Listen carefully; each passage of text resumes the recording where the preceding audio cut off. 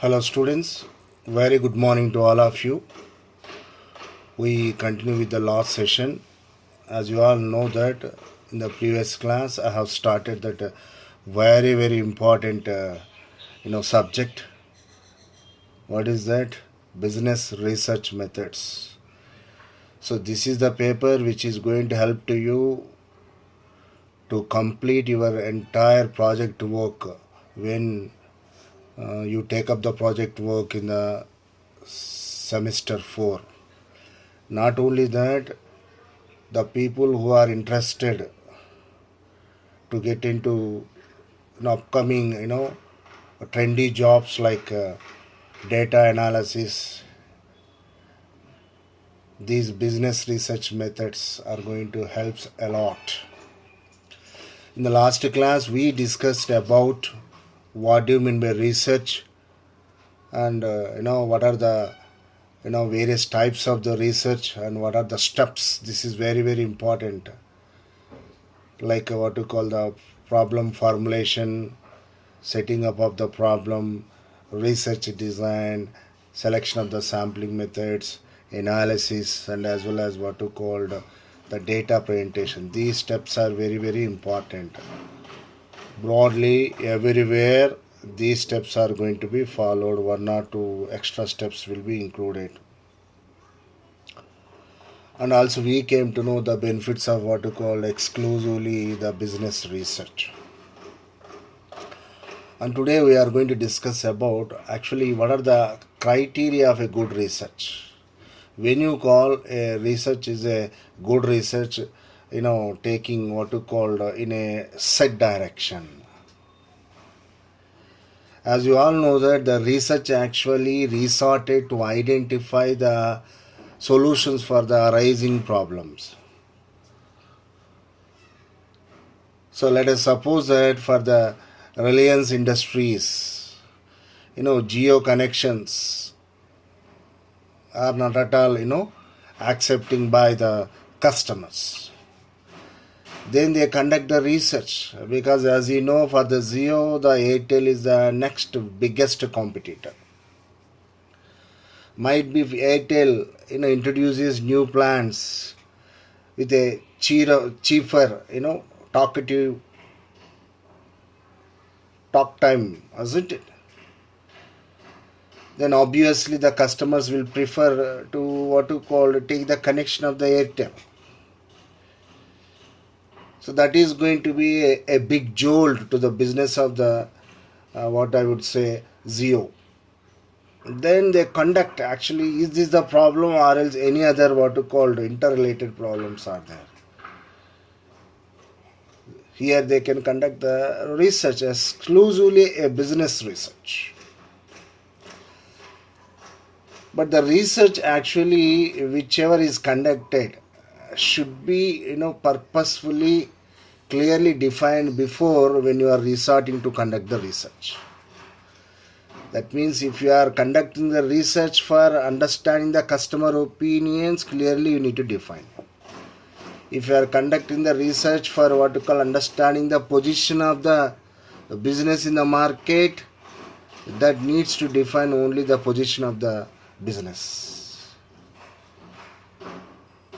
If you want to understand the various resources to mobilize the funds to the what to call the company, the problem should explain about that only. What to call that the purpose clearly defined. If confuses arise, if not what to call clearly defined purpose, if you resort to take up the research, that may not yield finally the satisfactory results. So what to call that the first criteria of a good research. The second one, the detailed research process. We are going to discuss today the very important aspect as far as the research process is concerned. What do you call that? The research design. So in the research process, you are going to explain minute base what are the things you are going to taken into consideration, step by step procedure.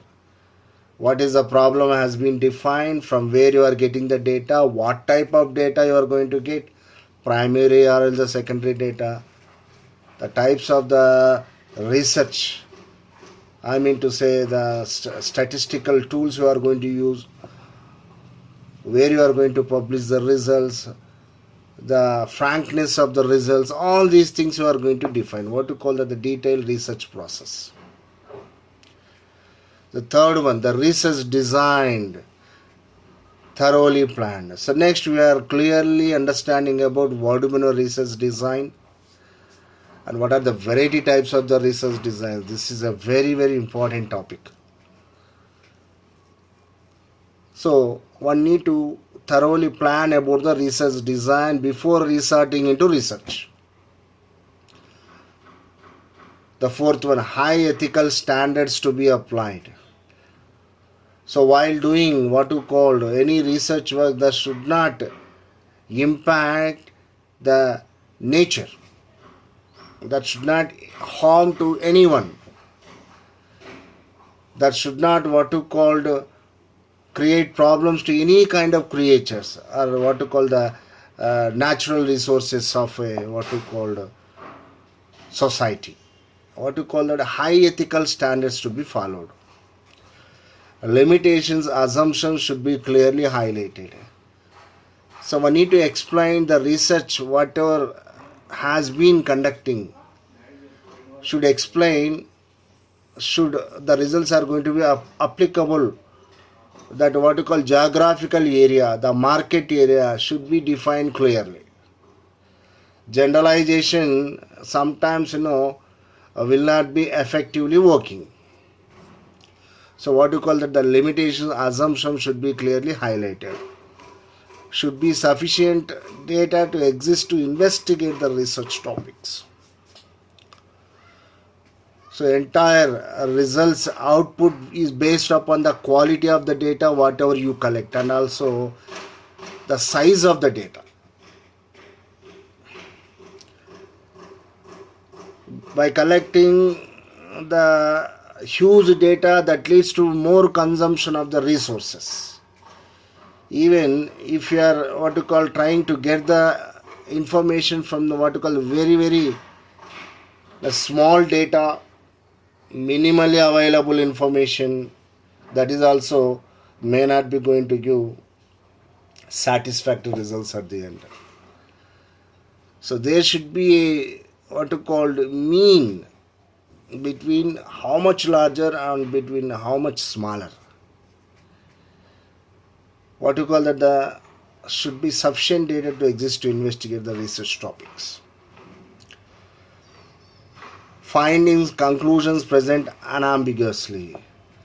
So whatever things you concluded from the data, derived from the data, extracted from the data, should be presented clearly without any what you call manipulation of the results.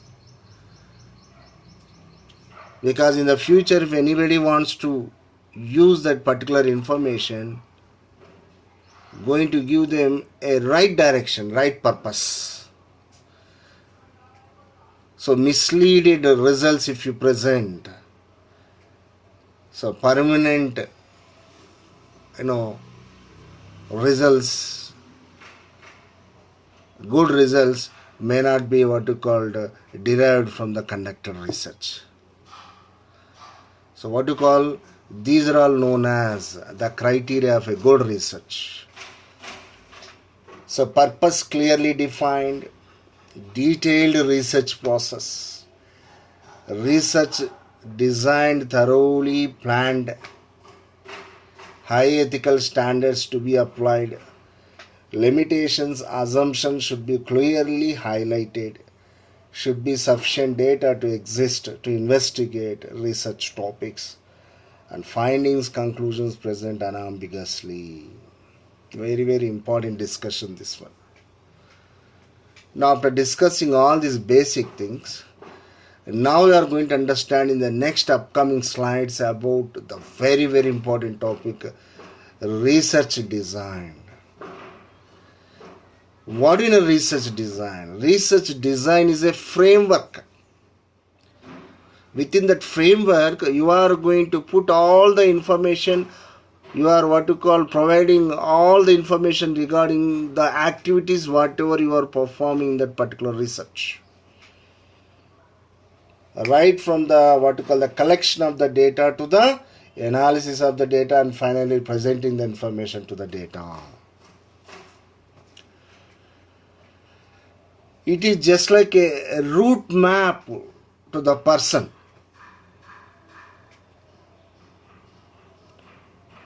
Who is in a jungle, which is known as a blueprint, just like in the hands of what you call any civil engineer. Do you know blueprint? So every entire building plan will be there on the paper before going to construct the building. So before going to conduct the research practically, one needs to spend much more time, in planning the research design. One more very, very understandable example I can quote here. A research design is just like a script in the hands of a movie director. Do you know famous Hollywood director James Cameron? So under his name, what are the great movies are there? Avatar movie is there. As for some what you called information, he takes almost 10 years to prepare script of what you call particular movie. A perfect script is there, taking a movie is going to be very, very easy. A perfect research design is there, taking care of the research is going to be very, very easy. That's it. Hence, understanding about the research design is so important. It's a blueprint. It's a framework. Okay, let us see now. The framework developed to control the collection of data is called the research design. Generally, data of variety types like primary data, secondary data. Primary data will be collected by means of interviews, surveys, different methods are there, one-to-one communication. And secondary data one can have from what we call available library resources like websites, textbooks, newspaper and other media. So the research design clearly provides inputs regarding the collection of the data. It is blueprint followed in completing study. So I told you already, it's just like a route map for a person in a forest. Where to start, where to end. What are the obstructions you are going to get in the jungle? So it is a blueprint followed in completing the study. It ensures that the data collected is appropriate, economical and accurate. You are doing a research about the nature of what we call Hyderabad customers. But if you have the data regarding what we call the nature of Madrasis, Bangaloreans, understand, you cannot derive the accurate results. Suitable data is what you call important. So the research design ensures the appropriate data. And that collection of the data should be economical. More time consumption should not be there. More financial resources consumption should not be there. These are all what called economical way of collecting the data. And the collected data should be accurate without massive errors in the data. If more errors are there, what will be there? The deriving the result is going to be what you called inaccurate and more bias would be there. Since research design germinate from the objectives, the accuracy and adequacy of a research design depends on the unambiguous framing of the objectives. You see here. So research design will have a direct connection with the objectives of the research. Geo companies, subscribers, collection holders drastically decreased. What is the reason? To find that is the objective. Based upon the objective, the research design would be connected. What are the methods should be used? Way to collect the data.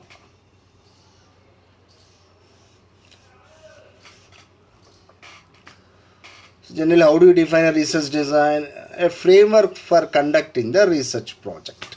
Simple words.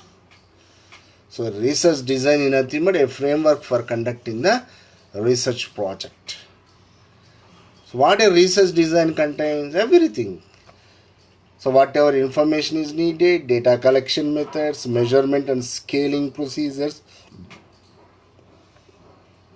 sampling process and sample size, data analysis procedures. So these are the components of the research design. In this paper, we are going to cover all these what you call the components in all remaining what you call the 4 units.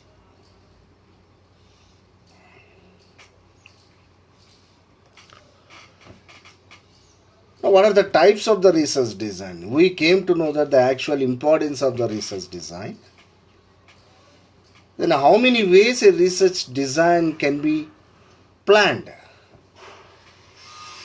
Broad categories: explorative type, conclusive type. So traditional way, the research design can be of 2 types. One is exploratory way and one more is a conclusive way of research design. Exploratory research design, conclusive research design. Again, the conclusive research design subsegmented as descriptive and as well as a casual.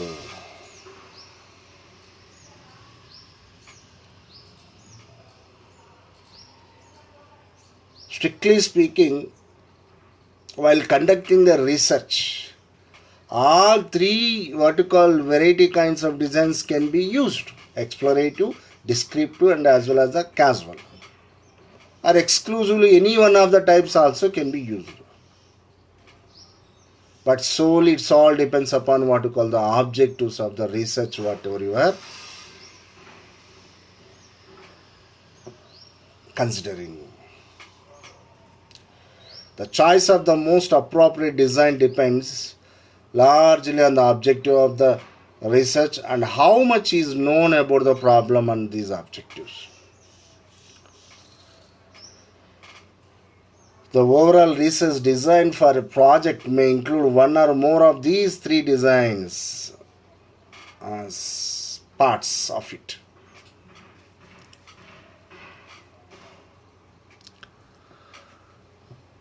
One example here, a simple research based problem.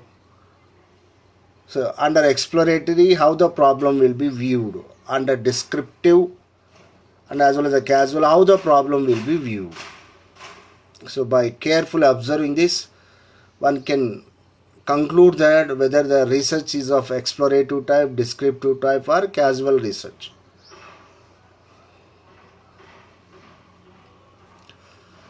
So under exploratory, our sales are declining and we don't know why.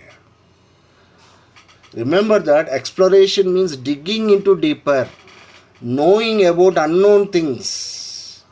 So when you are taking up the exploratory research, most of the times you are unaware of the any kind of prior information. So in those situations only one can what you call resort to exploratory kind of research. Now here what is the example? Our sales are declining and we don't know why. Let us suppose that one FMCG company is there, Procter and Gamble, toothpaste are there.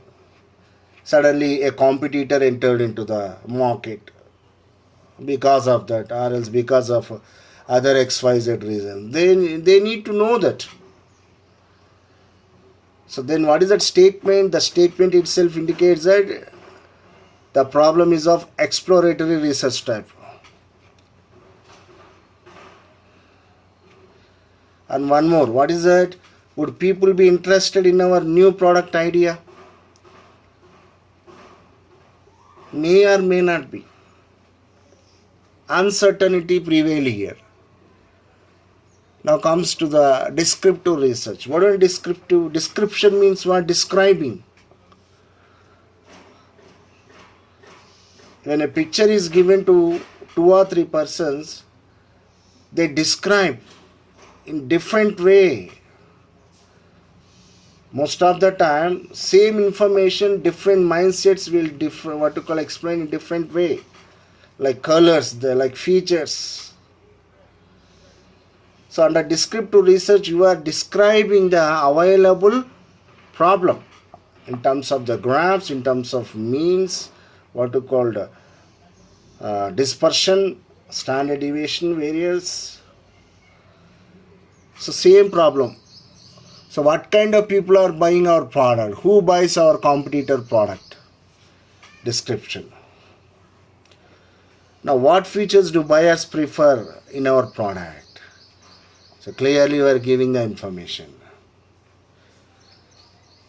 The same question under causal research. Causal research. Be careful. What is that? Cause. Cause means reason. Will buyers purchase more of our products in new packages? Which of two advertising campaign is more effective? See, clearly here different situations are explained to you to make you aware that based upon the objective or else the problem, to identify what is the nature of the research, explorative type, descriptive type, causal research. Again, for every type of research, various methods are there that we are going to apply. That's it. So defining the type of the research design beforehand is very, very important.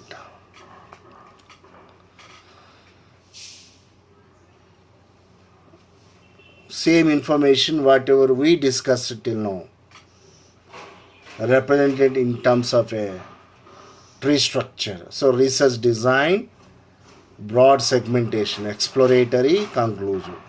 Under exploratory, secondary research, qualitative research. So under conclusive research, again, what is that subsegment? Descriptive, causal research.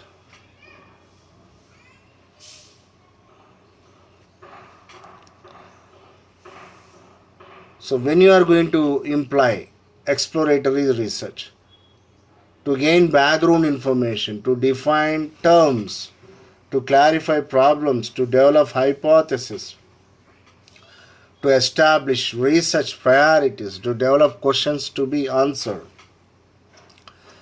So in all those kinds of situations, you can resort to exploratory research. Clear-cut way, techniques have been explained here.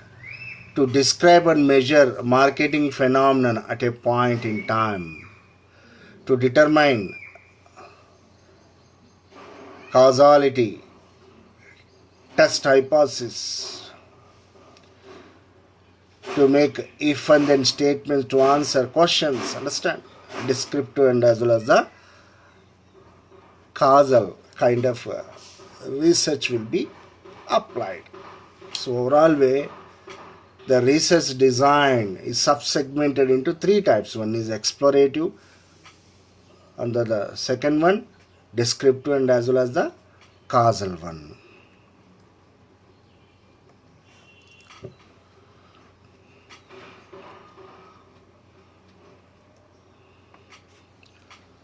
Now exclusively what is exploratory research?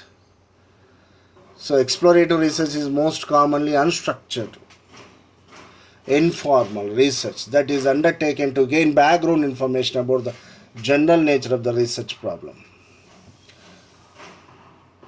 So exploratory researches are informal, unstructured. There will not be any proper structure. No one knows when and where actually the solution of the problem is going to be found. The exploratory research is usually conducted when the researcher does not know much about the problem and needs to additional information or desires newer, more recent information. So these are the situations generally where you can apply what you call exploratory research. So what are the methods generally for exploratory research? Secondary data analysis, experience surveys, case analysis, focus group, projective techniques. So these are the methods generally applied when exploratory research is being conducted. So secondary research methods. So secondary sources means what? Already available information, like in terms of the newspapers, magazines, articles, papers, journals. Already some information is available. Previously these results were established by the researchers. If you are getting information, improved information, developed information from these researchers, already available information, what to call that, the secondary research methods. So uses existing resources on the subject under study. Existing resources like newspapers, magazines, articles, papers, etc. are what researchers conduct for exploratory research. Focus groups. Focus means mainly concentrating on only one of the aspect of the sample. So if the sample considered is the consumers, again in that consumers, isn't it? Male, female, educated, uneducated, understand? Youth, children. So such a way, focusing on only one of the aspect is considered as a focus group of getting the information. So focus group is often used by researchers when trying to collect data from a group of people with a similar characteristics. The research can be done using any of the three methods explained above. For example, focus group of fresh graduates may be investigated how they spend their time. Case study.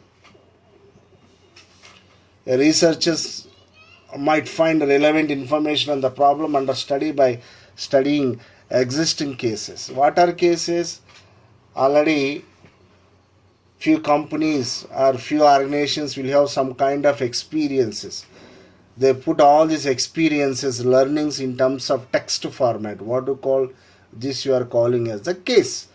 From that case, if you get wanted information, support information to your problem, what to call the case study method. For example, a mathematician trying to formulate a model to solve the queuing problem in an airport may conduct existing research in a similar areas.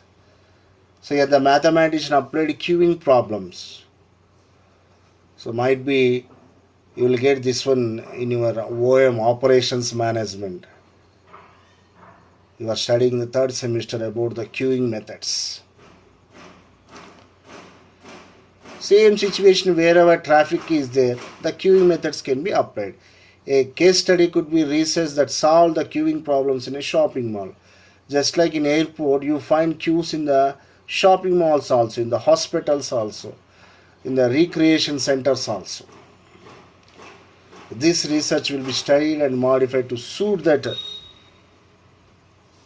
of the airport queuing problem. Experience survey is a set of questions designed to gauge the overall satisfaction of a group of people who have shared common experience. So businesses commonly distribute these surveys among customers, and educational institutions often distribute the surveys among students. Under experience method, group of people will be asked to share their experiences.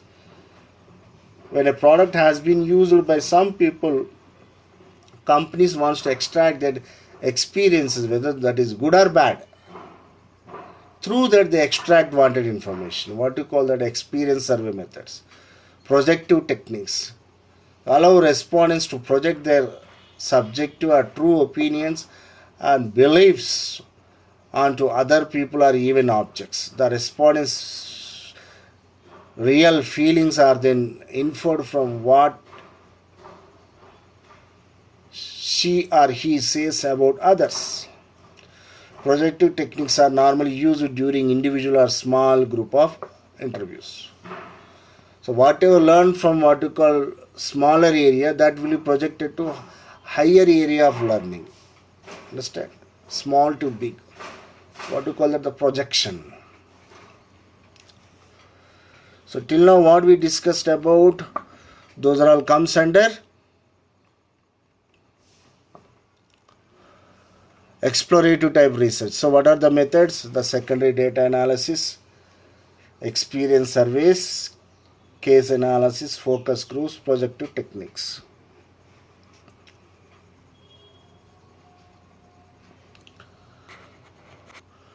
Now we discuss about conclusive research.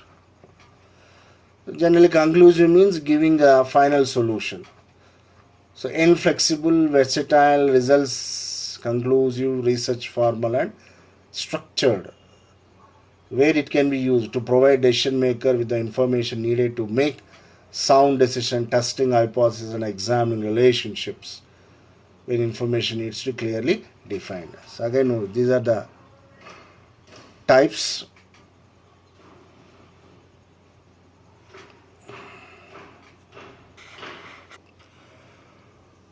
So under conclusion, what is the first type? Descriptive type research.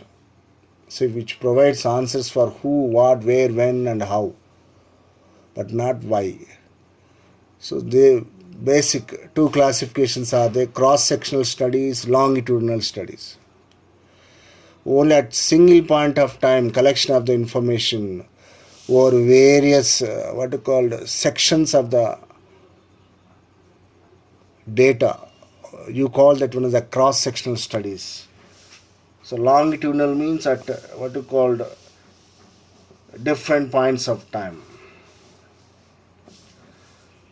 So cross-sectional study, also known as cross-sectional analysis, transfer study, prevalence study, is a type of observational study that analyzes data from population or representative subset at a specific point in time, that is cross-sectional data. Longitudinal studies. A longitudinal study, what are other names? Longitudinal survey or panel studies. Panel study is a research design that involves repeated observations of the same variables. Example, people over short or long period of time. What is the next method? Causal studies. Cause means finding the reason. To identify cause and effect relationship between variables. Examples are studying the effect of price, package, advertisement on the sales.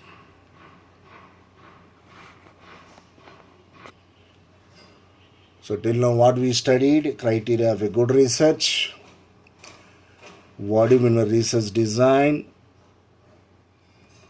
and types of research design: exploratory, conclusive, under conclusion, descriptive, causal.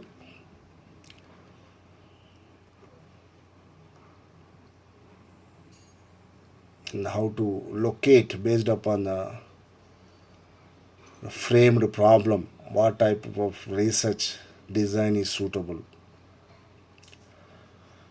Different types: conclusive, descriptive and casual studies. I stop here. We continue in the next class. Thank you so much.